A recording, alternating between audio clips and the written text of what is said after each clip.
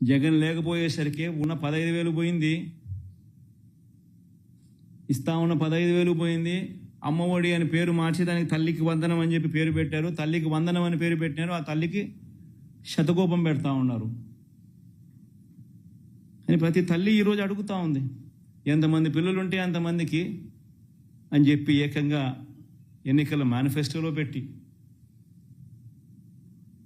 ఈరోజు వెంటనే మళ్ళీ అధికారంలోకి వచ్చిన తర్వాత ఎంతమంది పిల్లలు అని చెప్పి పోయేసి పక్కకు వెళ్ళిపోయే జీవో, ఎంతమంది పిల్లలు అనేది పక్కకు పోయి తల్లులు వచ్చేసింది.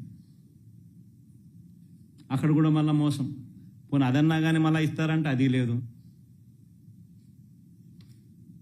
43 లక్షల మంది తల్లులకు ఎదురు చూస్తే 40 లక్షల మంది రాష్ట్రంలో 43 లక్షల మంది తల్లులకు వైఎస్ఆర్సీపీ ఇస్తే 84 లక్షల